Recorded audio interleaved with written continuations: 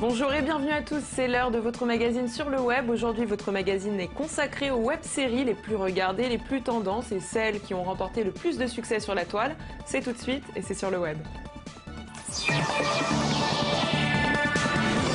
Et on ouvre cette édition avec notre top 5 des web-séries françaises les plus regardées. La 5e place est attribuée à Noob avec 1 449 380 vues. Noob a été créé par Fabien Fournier en 2008.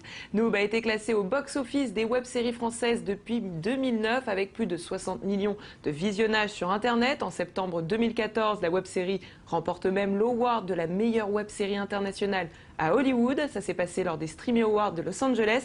Noob vous invite dans l'univers des MMORPG, des jeux vidéo où chaque participant entre dans un monde virtuel. Un voyage au Moyen-Âge pour des aventures complètement déjantées. Regardez.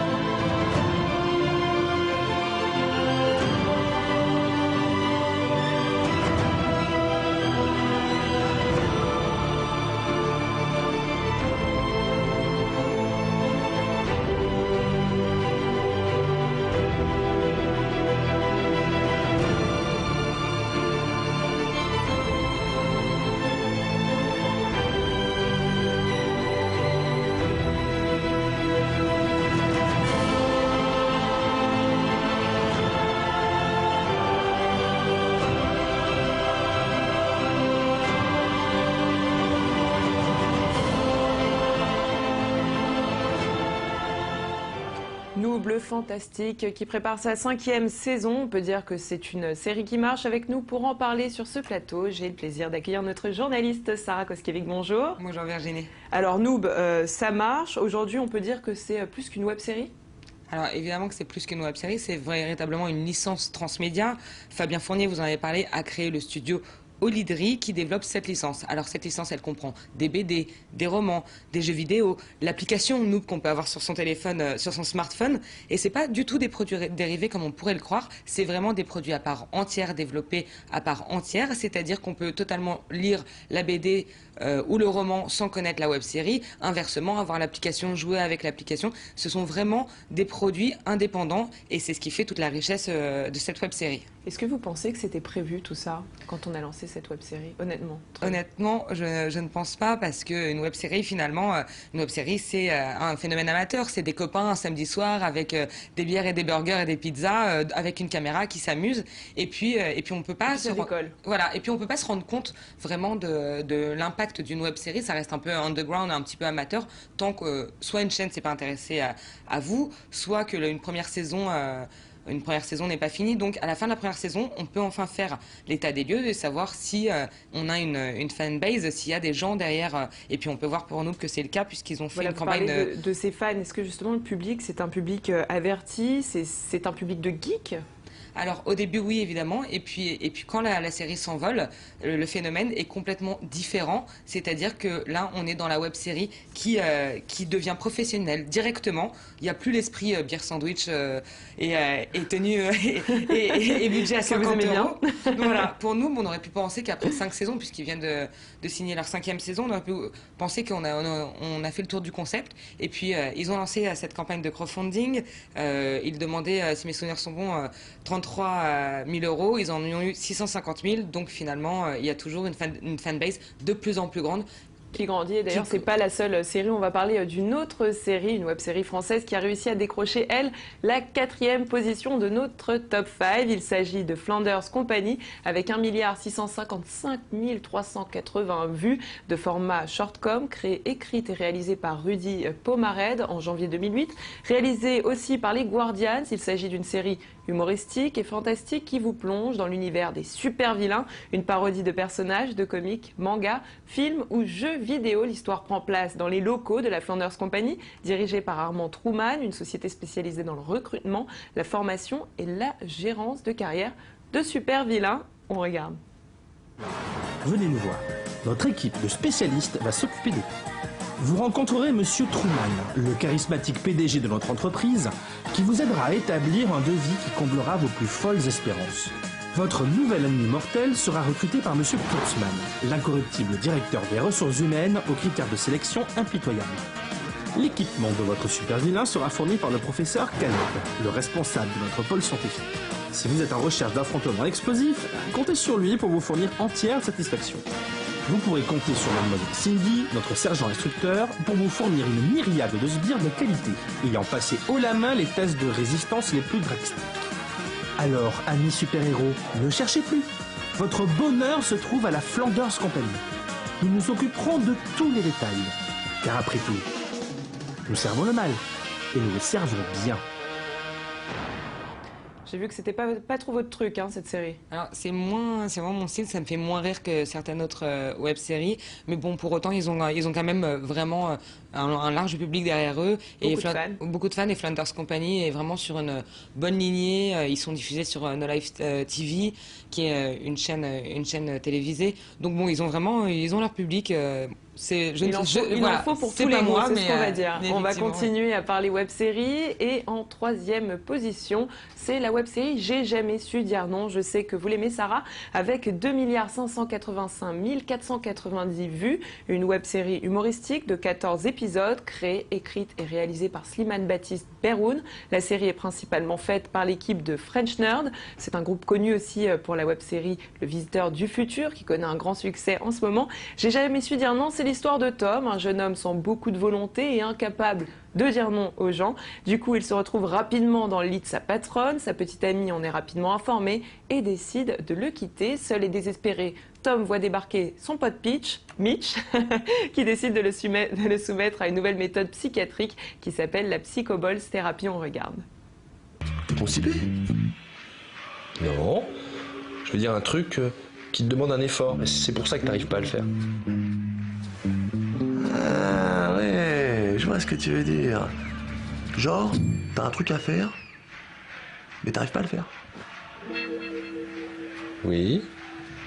Ou encore, t'as un truc à dire, mais tu sais pas comment le dire. Voilà. Ah, mais ouais, mais je vois trop bien. Oh la cacahuète. Et donc? Et donc quoi? Ben je sais pas, t'as pas un conseil, une solution? Ah bah oui, une solution, il y en a, hein, un truc magique qui change la vie. Les balls. Les balls. Alors, je vous ai vu sourire pendant cette séquence.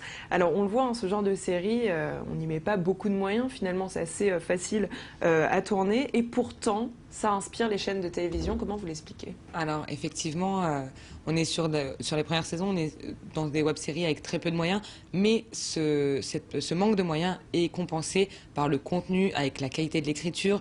Et voilà, c'est drôle, c'est scénarisé, les auteurs se donnent à fond parce qu'ils y croient pas vraiment. Et c'est à ce moment-là qu'effectivement, les grandes chaînes s'y intéressent parce qu'elles comprennent enfin que le vivier d'artistes et le vivier de talents est sur Internet. Et finalement, ce court format, c'est un format qui marche depuis des années. Hein. Complètement. Alors, ce qui est marrant à voir, c'est que beaucoup de programmes ont calqué la web-série. Donc une web-série peut aussi faire 15 minutes, mais on voit aussi du format de 3, 4, 5, 6 minutes. On peut parler de Bref, qui était complètement inspiré de la web-série, qui pourtant était une série télévisée dès le départ. Voilà, ou un programme toujours sur Canal+, comme La Connasse, qui fait 1 minute 30. Mais c'est vraiment ça, c'est être drôle en 1 minute 30. Ça prouve qu'on peut être drôle beaucoup plus longtemps, et c'est en ça que les jeunes auteurs, scénaristes et évidemment font leurs preuves sur le net. sont talentueux. Très bien, Sarah, restez avec nous parce qu'on va passer tout de suite à notre numéro 2. Il s'agit de la web-série Hello Geekette avec 2 585 490 vues, créée par Julien Pichard, Nicolas Ramade et Jérôme Gallioz. Cette série, elle aussi, est humoristique. Elle est constituée d'épisodes de 4 à 10 minutes. Hello Geekette, c'est l'histoire de Valérie, une geekette qui vit dans son univers imaginaire. Son coloc s'appelle Greg et ce n'est pas un geek du tout, il est plutôt macho et dragueur. C'est dans leur appartement que vont s'affronter leurs amis respectifs. Je vous propose tout de suite de découvrir cette web-série. Non, attends, s'il te plaît, tu peux te taire 2 minutes là? Ben parle avec Zoui. Ils vont rencontrer Yann Solo. Mais c'est quoi ce jeu pourri là? Mais c'est quoi ces graphismes nazes? Mais non, je dis simplement que t'as pas besoin d'un cerveau pour regarder Le Seigneur des Anneaux. Le Seigneur des Anneaux, c'est un chef-d'œuvre, mon gars. D'un point de vue cinématographique, vous avez des goûts extrêmement puérils. Ça marche. Ils prennent vie. Les voitures vivantes.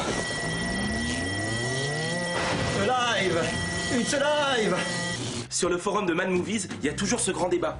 Les frères Wako ont-ils tout pompé aux jeux vidéo, à la japanimation, aux films d'action hongkongais et à Caddy? Avec des capacités mentales énormes!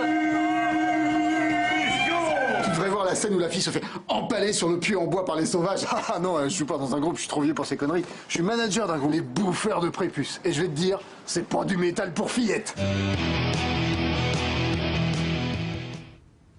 Bon, Sarah, je parlais bien évidemment de 2 millions. Hein. Je m'envole dans les chiffres. On n'est pas aux États-Unis, on est en France. Donc depuis tout à l'heure, je parle 2 milliards et vous ne me reprenez pas. Non, ça me faisait rêver de penser que de jeunes artistes avaient autant de personnes devant leur écran. Malheureusement, on n'est pas encore arrivé aux milliards. On reste dans les millions et on va passer tout de suite à la web-série qui a décroché la première place de notre classement. C'est bien évidemment Le Visiteur du Futur avec 3 896 380 vues. Une web-série de science-fiction créée, écrite et réalisée par François Descraques. On y retrouve plusieurs acteurs de la web-série. D'ailleurs, j'ai jamais su dire non, que vous aimiez bien, Sarah. Ouais. Le premier épisode est apparu en avril 2007 sur Dailymotion. Gros succès sur la toile. La web-série devient une série télévisée. L'histoire est au départ centrée sur la vie de Raph, un jeune homme sans histoire qui rencontre un homme affirmant venir du futur. Son nom, c'est Florent Dorin.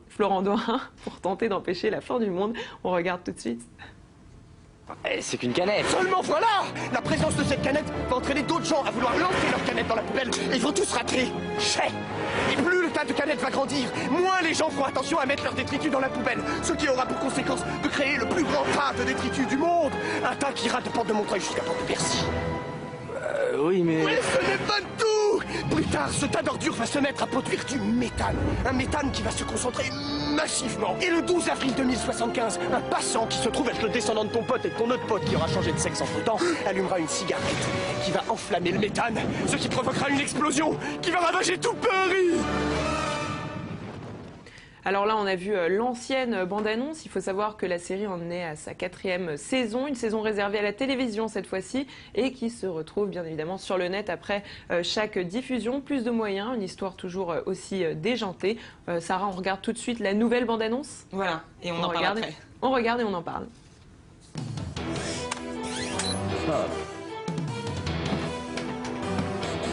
Lancement du tracker spatio-temporel, premier test. Premier test? Stella, j'ai juste besoin de lui parler une dernière fois, c'est tout. Ok. Mais après... Oh, il l'a trouvé? Ce qui est normal en fait, puisque je sais ce que je fais. Ok, je le vois pas de l'autre côté, c'est normal? Il doit pas être loin parce que le tracker a une marge d'erreur d'à peine un petit kilomètre. Un petit kilomètre? Mais je le savais, c'est pas du tout à quoi votre truc en fait! Oui, bon, écoutez Stella, je commence à en avoir plein de votre manque de confiance en moi. Et pourquoi il y a autant d'eau? On va pas se faire aspirer, j'espère! Mais se faire aspirer n'importe quoi, Stella, c'est un tracker de discussion instantanée, pas un portail temporel. Ouais, mais c'est une bêta.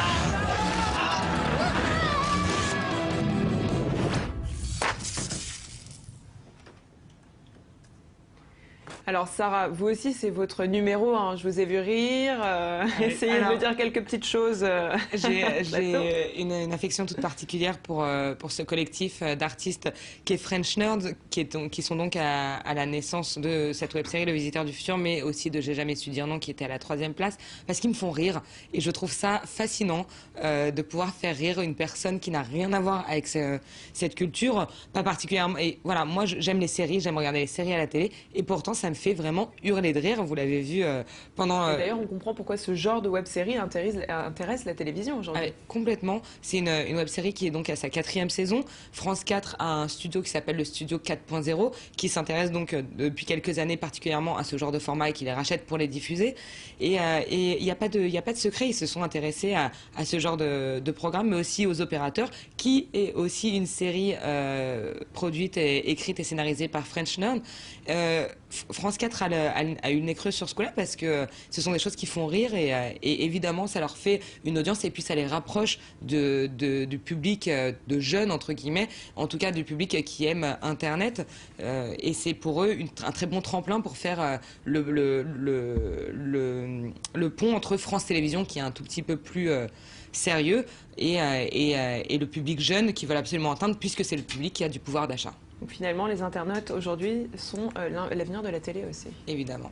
Très bien, merci beaucoup Sarah Koskiewicz d'avoir été avec nous sur ce plateau. Merci à vous de nous avoir suivis. Restez connectés, l'information continue sur i24 News et puis nous on se retrouve demain, même endroit et même heure comme d'habitude.